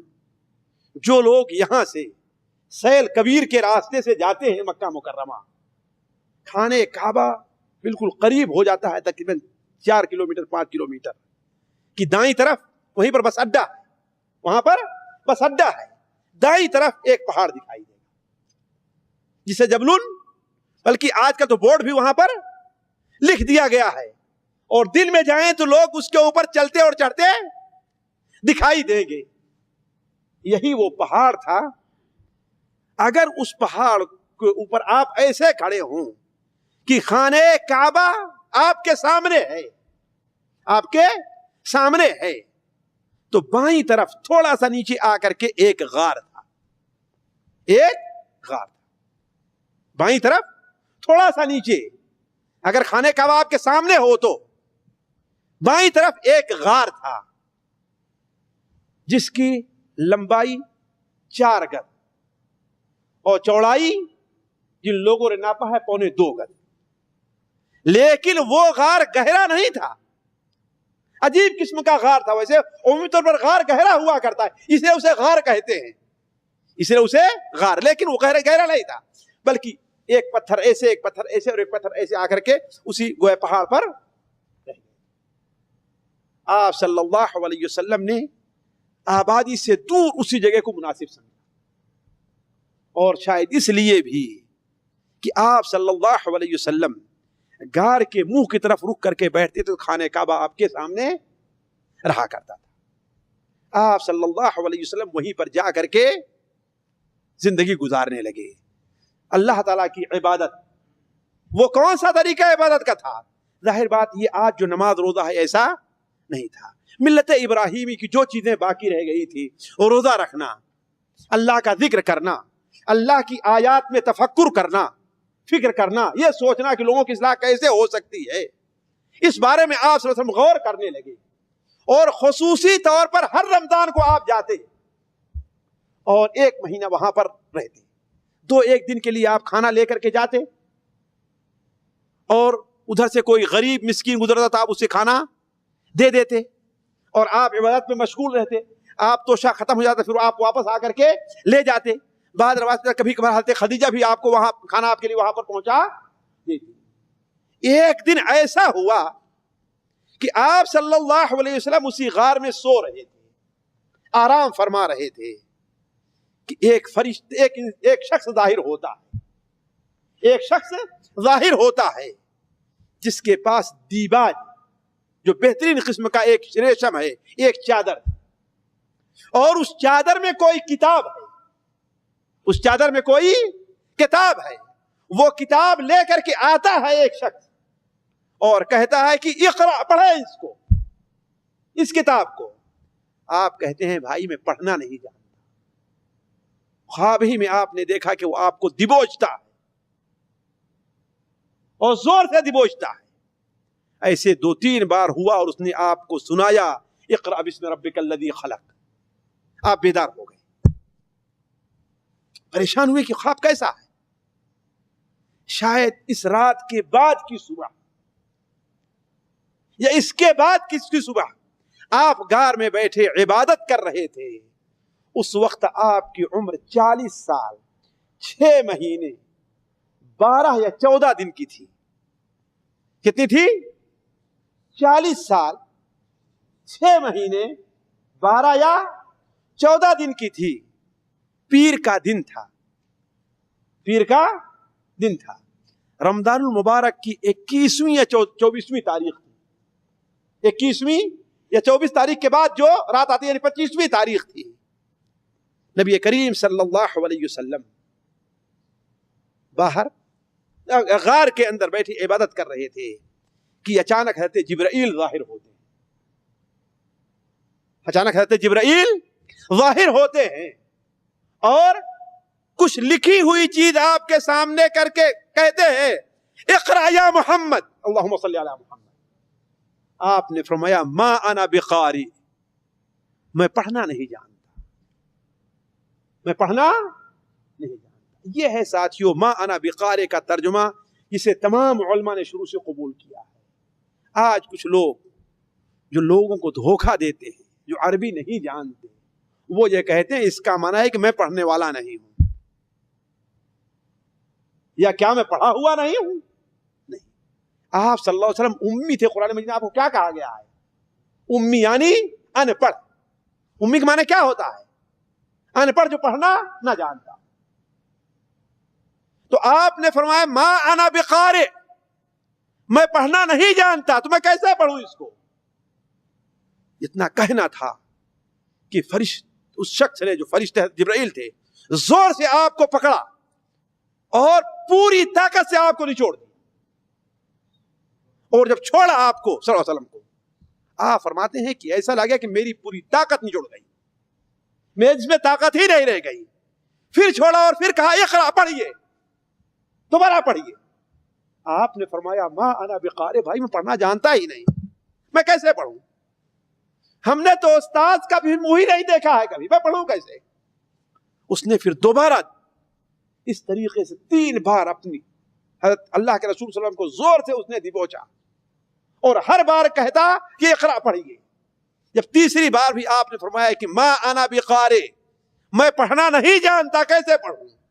تو اس نے کہا اقرا بسم ربک الذی خلق، خلق الانسان من علق، اقرا وربک الاکرم الذی علم بالقلم، علم الانسان ما لم يعلم. اور بعد اقرا وربک الاکرم، اپنے اس رب کے نام سے پڑھے جو بڑا کریم ہے، جو بڑا کریم ہے. آپ صلی اللہ علیہ وسلم کو یہ پڑھایا، آپ نے اچھی طریقے سے یاد کیا اور پھر فرشتہ غائب ہو گئے. آپ صلی اللہ علیہ وسلم کو بڑی تکلیف ہوئی، بڑے گھبرائے، اس لیے کہ آپ بھی ایک انسان تھے، بشر تھے. اس قدر پریشان ہوئے کہ آپ صلی اللہ علیہ وسلم نے اپنا اعتکاف چھوڑ دیا اور سیدھے اترے کہاں چلے آئے؟ گھر. جسم کانپ رہا تھا آپ کا، چہرے کا رنگ بدلا ہوا تھا. گھر میں آتے ہیں، سیدھے داخل ہوتے ہیں اور کہتے ہیں زملونی زملونی زملونی، مجھے چادر اڑاؤ، مجھے چادر اڑاؤ، مجھے چادر اڑاؤ. حضرت خدیجہ رضی اللہ تعالی عنہا نے جلدی سے آپ کو چادر اڑائی. کچھ دیر کے بعد جب آپ کا سانس، دل آپ کا دھک دھک کر رہا تھا، آپ کے سانس رکے، ٹھہرے، آہستہ برابر ہوئے، تو آپ سے حضرت خدیجہ نے کہا کیا معاملہ ہے، کیا بات ہے؟ آپ نے فرمایا یا خدیجہ لقد خشیت علی نفسی، اے خدیجہ مجھے اپنی جان کا خطرہ ہے، مجھے اپنی جان کا خطرہ ہے. حضرت خدیجہ نے کہا کہ لا واللہ لا یخزیک اللہ، ایسا کبھی نہیں ہو سکتا، اللہ تعالیٰ آپ کو کبھی بھی رسوا نہیں کرے گا. کیوں؟ کیوں؟ اس لیے کہ رسوا وہ ہوتا ہے جو ڈاکو ہو، جو چور ہو، جو کسی کا پاس و لحاظ نہ رکھے. لیکن آپ تو غریبوں کی مدد کرتے ہیں، محتاج لوگوں کے کام آتے ہیں، آپ خود نہیں کھاتے، بیچاروں کو کھلا دیتے ہیں، مہمان نوازی کرتے ہیں، اور پریشان حال دنیا کی مصیبت میں جو لوگ پڑے ہیں آپ ان کی مدد کرتے ہیں. واللہ لا یخزیک اللہ, اللہ آپ کو کبھی بھی رسوا نہیں کرے گا. آپ صلی اللہ علیہ وسلم نے پورا ماجرا سنایا کہ آج ایسی صورتحال پیش آئی ہے اور مجھے خطرہ ہے کہ کہیں میرے اوپر جن کی سواری تو نہیں ہو گئی. حضرت خدیجہ نے کہا کہ ایسا نہیں ہو سکتا, لیکن صورتحال کا فیصلہ میں کر دیتی ہوں, آئیے میرے ساتھ. لے کر کہاں گئی؟ اپنے چچے داد بھائی کے پاس, ورقہ بن نوفل بن اسد بن عبد عزہ بن قصی. اور حضرت خدیجہ کون تھی؟ خدیجہ ابن خویلد ابن اسد, تو گویا آپ کے سگے چچا کے لڑکے تھے. یہ حضرت ورقہ رضی اللہ تعالی عنہ ان لوگوں میں تھے جنہوں نے زمانے جاہلیت میں بت پرستی چھوڑ دی تھی. وہ بیزار تھے, چنانچہ شام گئے اور وہاں دین حق کی تلاش میں گئے, دین حق کی تلاش میں گئے, اور وہاں سے انہیں سب سے اچھا مذہب جو نصرانیت لگا, اس لیے وہ نصرانی بن گئے تھے.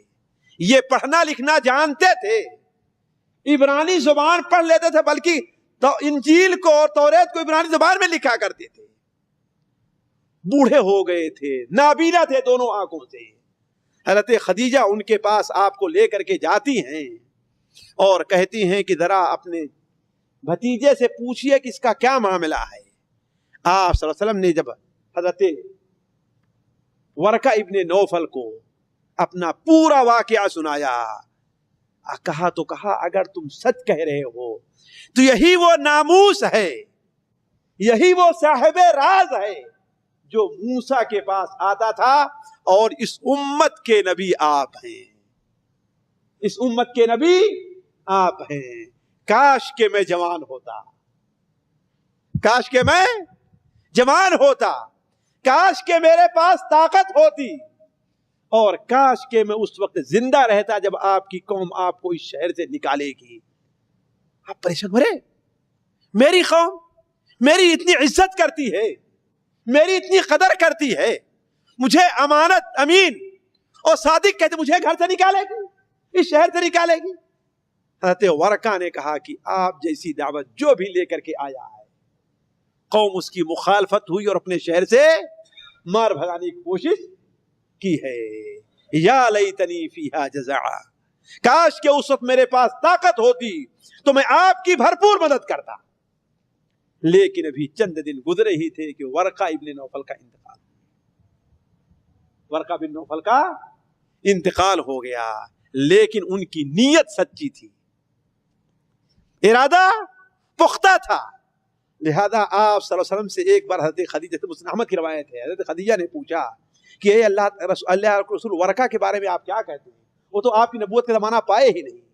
آپ نے فرمایا اولاً تو ہم نے انہیں خواب میں 2 سفید کپڑا پہنے ہوئے دیکھا, اگر وہ جنتی نہ ہوتے تو ان کے اوپر سفید کپڑے نہ ہوتے. اور ایک دوسری حدیث میں بیان فرمایا کہ نہیں, ورقہ کو برا بھلا نہ کہو, ہم نے ان کے لیے ایک نہیں 2 جنتیں دیکھی ہیں. کیوں؟ اس لیے کہ اولاً تو نصرانی, ثانیاً یہ ہے کہ اللہ کے رسول صلی اللہ علیہ وسلم کی مدد کرنے کا پورا پختہ ارادہ تھا. آپ صلی اللہ علیہ وسلم نے ان سے یہ بات سنی, آپ کو تسلی ہوئی, تو آپ گھر آئے اور سامان لیا اور اعتکاف کی مدت پوری کرنے کے لیے کہاں چلے؟ پھر غار حرا پہنچ گئے. اعتکاف کی مدت پوری کیا آپ نے, 9 دن رہے ہوں, 7 یا 8 دن رہے ہوں. جب مدت پوری ہو گئی تو نبی کریم صلی اللہ علیہ وسلم واپس آ رہے تھے, واپس آ رہے تھے کہ اوپر سے ایک آواز آئی. آپ نے دائیں طرف دیکھا کوئی نہیں, بائیں طرف دیکھا کوئی نہیں, پیچھے دیکھا کوئی نہیں ہے, آگے دیکھا کوئی نہیں ہے. جب آپ نے اپنا سر اٹھایا تو آپ بیان فرماتے ہیں کہ وہی فرشتہ جو غار حرا میں آیا تھا, وہی فرشتہ جو غار حرا میں آیا تھا, ایک آسمان اور زمین کے درمیان ایک کرسی کے اوپر بیٹھا. مجھے اسے دیکھ کر کے اتنا خوف لاحق ہوا, اس لیے کہ اس سے پہلے بھی چند دن پہلے اس نے مجھے اتنے زور سے دبوچا تھا کہ میری پوری طاقت نچوڑ لی تھی. مجھے سخت خطرہ لاحق ہوا, تو کیا کیا, میں زمین پر بیٹھ گیا چپک کر کے، کہیں ایسا نہ مجھے پھر پکڑ لے۔ پھر تھوڑی دیر میں جب غائب ہو گیا تو بھاگتے ہوئے آپ صلی اللہ علیہ وسلم تشریف لے آتے ہیں گھر میں اور کہتے ہیں دثرونی دثرونی، مجھے چادر اڑھاؤ، مجھے چادر اڑھاؤ۔ لیکن اس بار پہلے جیسی گھبراہٹ نہیں تھی۔ تو اسی صورت میں اللہ تبارک و تعالی کی طرف سے آیت نازل ہوتی ہے، یا ایھا المدثر قم فانذر، اے چادر اوڑھنے والے اب سونے کا وقت ختم ہو گیا ہے، مظلوموں کی مدد کرنے والا کوئی نہیں ہے، یتیموں کا ماوا اور ملجا کوئی نہیں رہ گیا ہے، بت پرستی بالکل عام ہو گئی ہے، شرک ہر طرف پھیل گیا ہے، دنیا میں تاریکی ہی تاریکی ہے، اٹھیے، قم فانذر، اٹھو اور لوگوں کو اب متنبہ کرو۔ یہ وقت تھا کہ آپ صلی اللہ علیہ وسلم جب کھڑے ہو گئے ہیں تو پھر آپ دوبارہ بیٹھے نہیں ہیں۔ مصیبتوں کے طوفان آئے ہیں، رکاوٹوں کے سیلاب آئے ہیں، شیطانوں کا لشکر سامنے آیا ہے، لیکن آپ صلی اللہ علیہ وسلم نے ہمت نہیں ہاری، آپ اٹھ گئے تو پھر اٹھے ہی رہ گئے، یہاں تک کہ اللہ تبارک و تعالیٰ نے اس کے بعد 23 سال کی مدت میں آپ صلی اللہ علیہ وسلم کو اس دنیا سے اٹھا لیا ہے۔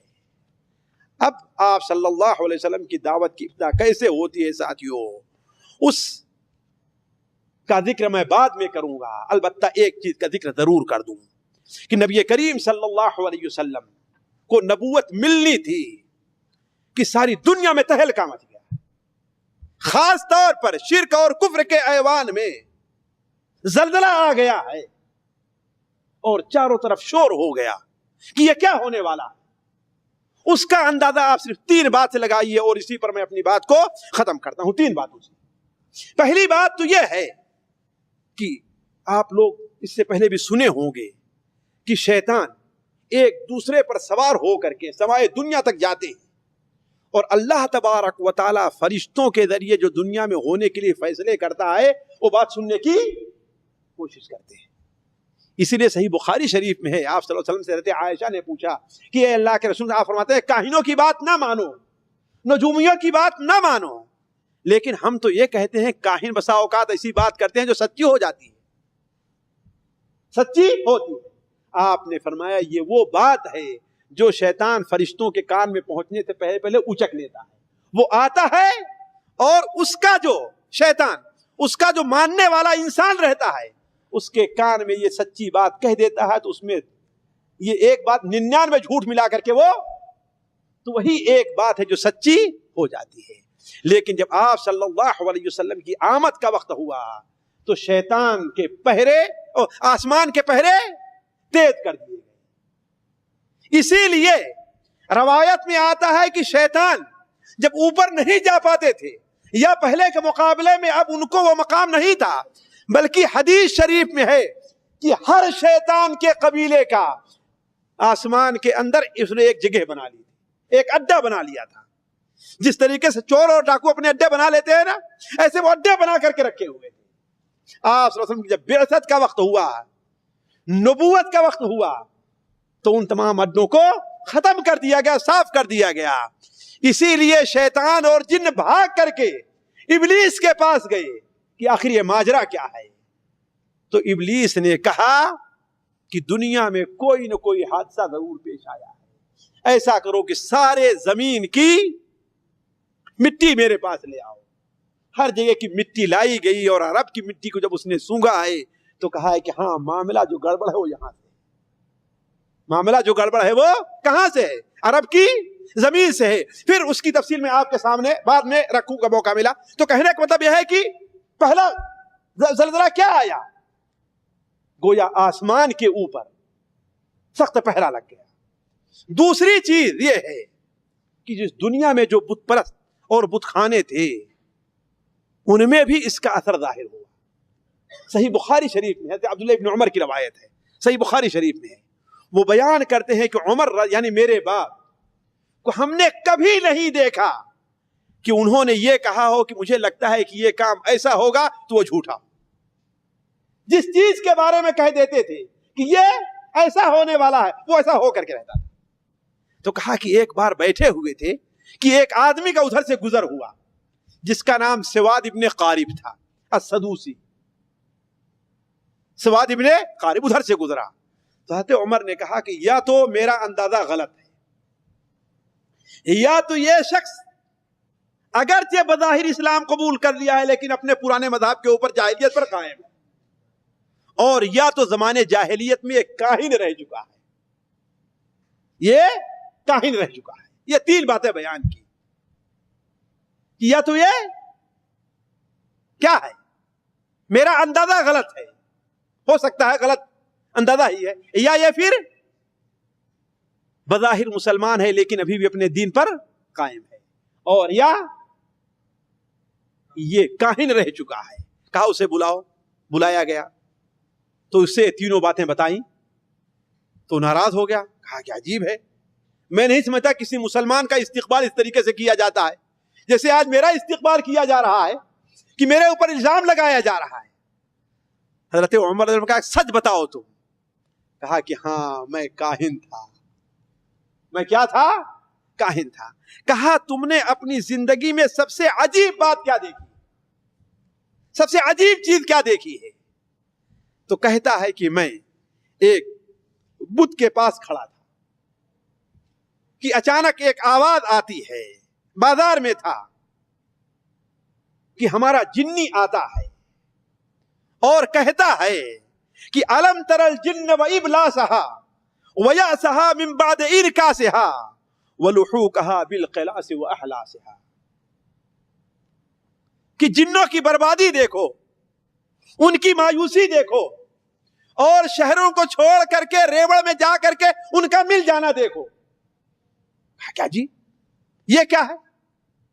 حضرت عمر نے کہا کہ ہاں تم سچ کہہ رہے ہو، انہی دنوں میں میں ایک بت خانے میں لیٹا ہوا تھا تو ایک شخص ایک بچڑا لایا اور ایک بت کے پاس ذبح کرتا ہے، تو ذبح کرنے کے بعد ابھی ذبح کر کے وہاں سے فارغ نہیں ہوا تھا کہ اچانک ایک آواز آتی ہے، یا جلیح امر النجیح رجل فصیح یقول لا الہ الا اللہ۔ کہا زور سے یہ آواز آئی، یہ آواز سننی تھی کہ جتنے لوگ اس بت خانے میں تھے سارے بھاگ کھڑے ہوئے۔ یا جلیح امر النجیح رجل فصیح یقول لا الہ الا اللہ۔ اے جلیح، اے بدبخت، عجیب معاملہ پیش آیا ہے۔ وہ کیا ہے کہ بڑے کھلے ہوئے الفاظ میں ایک شخص کہہ رہا ہے لا الہ الا اللہ۔ کہا یہ کہنا تھا کہ سارے کے سارے لوگ وہاں سے بھاگ کھڑے ہوئے، عجیب آواز تھی۔ کہا لیکن میں وہیں پر بیٹھا رہ گیا، حضرت عمر رضی اللہ عنہ، میں وہیں پر بیٹھا رہ گیا۔ کہا کہ بیٹھا ہوں، پھر آواز یہی آتی ہے، اتنے زور سے کہ اتنی زوردار آواز کبھی سنی نہیں گئی تھی، یا جلیح امر النجیح رجل الفصیح یقول لا الہ الا اللہ۔ کہا وہاں سے اٹھ کر کے میں تھوڑی دیر آیا تھا، ابھی ایک دو دن بھی نہیں گزرے تھے کہ لوگ کہنے لگے کہ اس مکہ میں ایک نبی ظاہر ہوا ہے۔ مکے میں ایک شخص نے نبوت کا دعویٰ کیا ہے، تو گویا آپ پر نبوت کا نزول ہوا، آپ کی بعثت ہوئی کہ بت خانوں کے اندر بھی کھلبلی مچ گئی۔ حضرت جابر بن عبداللہ رضی اللہ تعالیٰ عنہ، علامہ البانی رحمہ اللہ اسے صحیح سیرہ میں نقل کرتے ہیں کہ جابر بن عبداللہ بیان فرماتے ہیں کہ مکے میں آپ صلی اللہ علیہ وسلم کی نبوت کی سب سے پہلے خبر کہاں پہنچی ہے، کیسے ظاہر ہوئی؟ کہا کہ ایک عورت تھی، اس کا تابع، اس کے ساتھ رہنے والا ایک جنی تھا، جن، اس کا دوست کیا تھا؟ ایک جن تھا۔ کہا ایک دن آیا اور اس کی دیوار پر بیٹھتا ہے سفید چڑیا کی شکل میں، وہ کہتی ہے کہ نیچے آؤ، کچھ باتیں کریں ہم، تم ہمیں کوئی خبر دو، ہم تمہیں کوئی خبر دیں، وہاں کیوں بیٹھے ہوئے ہو؟ تو وہ کہتا ہے کہ نہیں، مکہ میں ایک نبی ظاہر ہوا ہے، ایک نبی کی بعثت ہوئی ہے جس نے زنا کو حرام قرار دیا ہے، جس نے زنا کو حرام قرار دیا ہے، اور ہم جنوں کے لیے تو اب دنیا میں ٹھہرنا مشکل ہو گیا ہے، ہم جنوں کے لیے اب مکے اور دنیا میں ٹھہرنا مشکل ہو گیا ہے۔ تو عرض کرنے کا مقصد ہے کہ نبی کریم صلی اللہ علیہ وسلم کو نبوت ملنی ہی تھی کہ دنیا میں کفر کی، شرک کی دنیا میں، شیطان میں ایک خلبلی مچ گئی۔ اب آئندہ آپ کی مجلس میں وہ باتیں ذکر ہوں گی کہ نبی کریم صلی اللہ علیہ وسلم پر وحی کا کیا طریقہ تھا، اور آپ صلی اللہ علیہ وسلم نے اپنے دعوت کی ابتدا کیسے تھی۔ البتہ اس سے پہلے بڑے اختصار کے ساتھ آج کی مجلس میں کتنی دیر ہو گئی؟ 1 گھنٹہ ہو گیا پورا، بس کریں پھر۔ ہاں، ایک جو اختصار کے ساتھ ساتھ جو درس و عبرت ہمیں آج کے درس سے کیا سبق لینا چاہیے ساتھیوں، اس پر غور کر لیں۔ پہلی چیز یہ ہے کہ اللہ کے نبی کے ساتھ اللہ تعالیٰ کی خصوصی رعایت، کہ اللہ تعالیٰ آپ کی ہر میدان میں خصوصی رعایت بچپن ہی سے، پیدائش سے لے کر کے آپ کی خصوصی رعایت کرتا رہا یہاں تک کہ آپ صلی اللہ علیہ وسلم اس دنیا سے چلے گئے۔ دوسری بات یہ ہے کہ ہمیں سوچنا چاہیے کوئی معاشرہ چاہے کتنا ہی بگڑا ہوا ہو، کوئی معاشرہ چاہے کتنا ہی بگڑا ہوا ہو، لیکن ان میں کچھ لوگ سمجھدار ضرور رہا کرتے ہیں، ہے کہ نہیں؟ جیسے مکہ مکرمہ میں کیا تھا، معاشرہ بگڑا ہوا تھا، لیکن کچھ سمجھدار ایسے لوگ تھے، اسی لیے حلف الفضول کیوں قائم ہوا ہے؟ اسی لیے تو نا یمن کا ایک شخص مکے میں آتا ہے اور اپنا سامان بیچتا ہے۔ عاص ابن وائل جو مکے کے سردار و قریش کے لوگوں میں تھا، اس نے سامان تو لے لیا لیکن پیسہ نہیں دے رہا، پیسہ نہیں دے رہا ہے۔ 1 دن 2 دن انتظار کیا، وہ پیسہ دینے کے لیے تیار نہیں ہے۔ وہ شخص آتا ہے اور خانے کعبہ میں کے پاس کھڑے ہو کر کے اعلان کرتا ہے۔ تو کیا ہوا، مکہ کے کچھ لوگ جن میں نبی کریم صلی اللہ علیہ وسلم کے چچا زبیر ابن عبد المطلب تھے، زبیر ابن عبد المطلب، اور بعض روایت کہ آپ صلی اللہ علیہ وسلم نے خود لوگوں سے اشارہ کیا کہ مکے میں ایک کمیٹی بننی چاہیے، ایک لجنہ بننی چاہیے جو مظلوم کا حق ظالموں سے دلا سکے۔ تو لوگوں نے اکٹھا ہو کر کے ایک لجنہ، اسے حلف الفضول کہا جاتا ہے، سب لوگوں نے حلف اٹھایا اور قسم لیا کہ مکے میں اگر کوئی بھی مظلوم ہے تو اس کا حق دلوایا جائے گا۔ اور تیسرا فائدہ یہ کہ ہمارے ہاں اردو میں بلکہ ہندی میں ایک مثل مشہور ہے، ہونہار بروا کے چکنے چکنے پات، سنا کہ نہیں سنا ہے آپ لوگوں نے؟ ہونہار بروا کے چکنے چکنے پات کیا ہے؟ یعنی جو درخت، جو پودا اچھا بننا چاہتا ہے، اس کے پتے بھی کیا ہے، شروع میں اچھے اچھے نکلتے ہیں۔ یعنی جو آدمی بڑے ہو کر کے عظیم بنتا ہے، وہ اپنے بچپن میں بھی کیا ہے، اچھا رہتا ہے۔ نبی کریم صلی اللہ علیہ وسلم پر جس قدر یہ مثل ثابت آتی ہے، صادق آتی ہے، دنیا میں کسی کے اوپر نہیں صادق آتی ہے کہ نہیں؟ آسم جتنا صادق کسی اور پر نہیں سمجھ آتی، کہ بچپن سے اللہ تعالیٰ نے آپ کے اندر دور اندیشی ظاہر کر دی تھی۔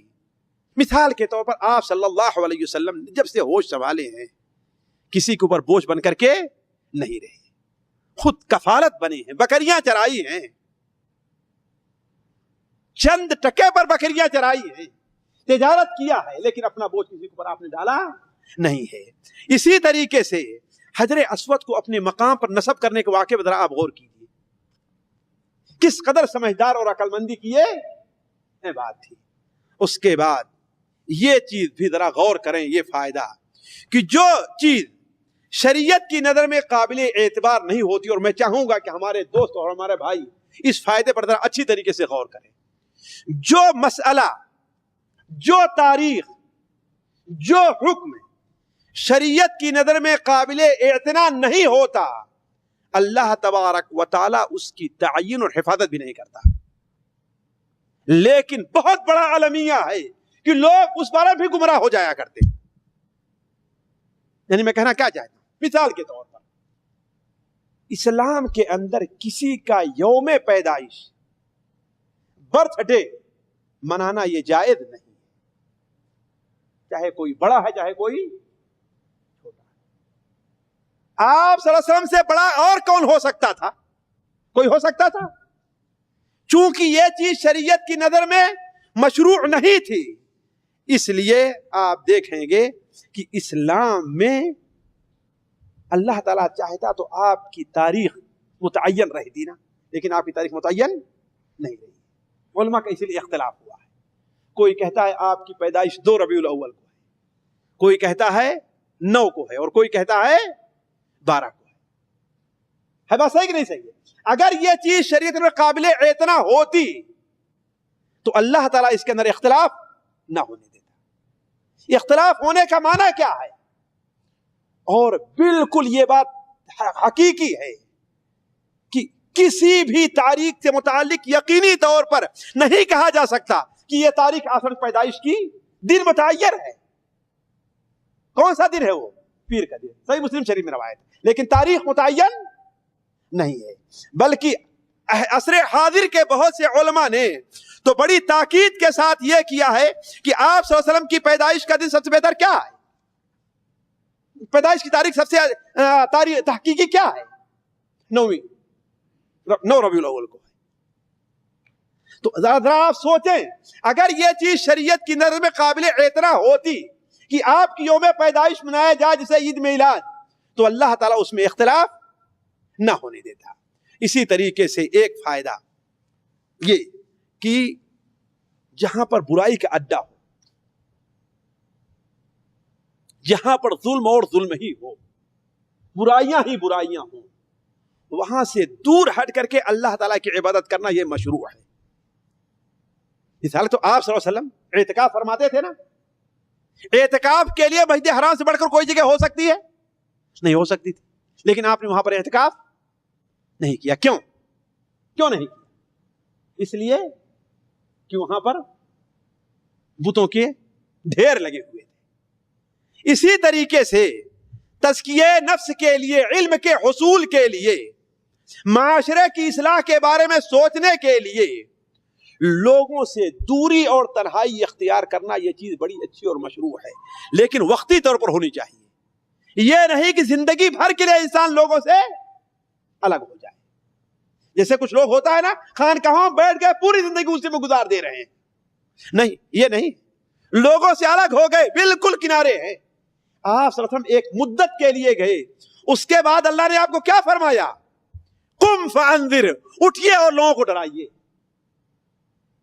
تو کچھ وقت کے لیے تو ہو سکتا ہے علم حاصل کرنا ہے، اپنے نفس کا تزکیہ ہے، یا اور کوئی چیز ہے، لیکن مستقل ایسا نہیں ہونا چاہیے۔ اسی طریقے سے ساتھیوں، ہمیں اور آپ کو حضرت خدیجہ رضی اللہ تعالی عنہا کی دوربینی اور فضائل کا بھی اندازہ ہوتا ہے۔ ایک عورت ہی ذات ہے نا، ہے کہ نہیں؟ لیکن دیکھیں کہ نبی کریم صلی اللہ علیہ وسلم چونکہ اب تک آپ کی زندگی شرافت کی گزری ہے، لوگوں کی مدد کی گزری ہے، تو اللہ تعالیٰ ایسے شخص کو جو لوگوں کی مدد کرتا ہو، جو لوگوں کے ساتھ مہربانی سے پیش آتا ہو، اللہ تعالیٰ اسے کبھی بھی ضائع نہیں کر سکتا ہے۔ اسی طریقے سے ایک اور چیز پر غور کریں، اور خاص طور پر اساتذہ لوگ، خاص طور پر اساتذہ لوگ، کوئی غیر معلوم چیز، یعنی جس کا لوگوں کو اندازہ نہیں ہے، اس چیز کے بارے میں کوئی عمل شروع کریں تو ٹھیک ہے، لیکن یہ نہیں کہ ایک بارگی چلتا رہے، شروع کیا پھر تھوڑی دیر کے لیے بند کر دیا۔ مثال کے طور پر بچہ اسکول گیا، اسے تھوڑی دیر کھیلنے پہ لگائیے، پھر 1-2 درس کلاس دیجئے، پھر اس کے بعد اب پہلے ہی دن سے اسے 7 گھنٹے پڑھانا شروع کر دیں آپ، تو کیا ہوگا؟ وہ پریشان ہو جائے گا۔ جیسے کہ نبی کریم صلی اللہ علیہ وسلم پر پہلی بار وحی نازل ہوئی کہ نہیں نازل ہوئی، اور تھوڑی سی نازل ہوئی، پھر اس کے بعد رک گئی، ہفتے 10 دن کتنی رک رہی اللہ بہتر جانتا ہے کہ نہیں؟ پھر اس کے بعد وحی نازل ہوئی، اور جب آپ اس کے عادی ہو گئے، ساتھیوں وہی بڑی مشکل چیز ہے، اگلی مجلس میں آپ کے سامنے میں رکھوں گا، بڑا مشکل کام ہے۔ قرآن مجید اسے قولا ثقیلا کہا گیا ہے، قولاً ثقیلا کہا گیا، بڑی بھاری چیز ہے. تو اللہ تعالیٰ نے پہلی بار وحی نازل فرمائی نا آپ پر، اس کے بعد کیا ہے؟ مہلت دے دی. پھر حضرت جبرائیل نظر آئے اور پھر مہلت دے دیا. پھر اس کے بعد دیکھا آج جب تھوڑے سے اس کے عادی ہو گئے ہیں تو برابر وحی چلتی رہی ہے. اسی طریقے سے اور ہم آپ اس کے اوپر آسانی سے عمل کر سکتے ہیں.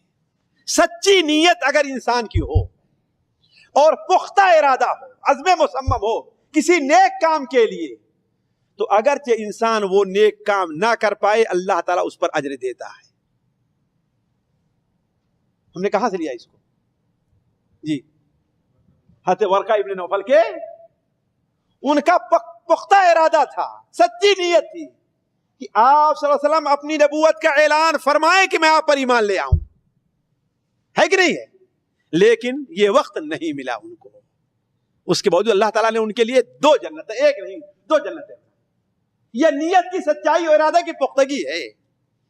اسی لیے ساتھیوں اگر ہم اور آپ سچی نیت سے کسی نیک کام کا ارادہ کریں اور اس میں اللہ کی طرف سے کوئی رکاوٹ آ جائے تو ہم یہ نہ سمجھیں کہ ہماری کوشش بیکار گئی. نہیں، اللہ تعالیٰ آپ کو اس کا اجر دینے والا ہے. اللہ تعالیٰ سے دعا ہے کہ اللہ تبارک و تعالی ہمیں اور آپ کو نبی کریم صلی اللہ علیہ وسلم کی سنت پر عمل کرنے کی توفیق عطا فرمائے. سبحانک اللہم و بحمدک، اشہد ان لا الہ الا انت، استغفرک و اتوب الیک.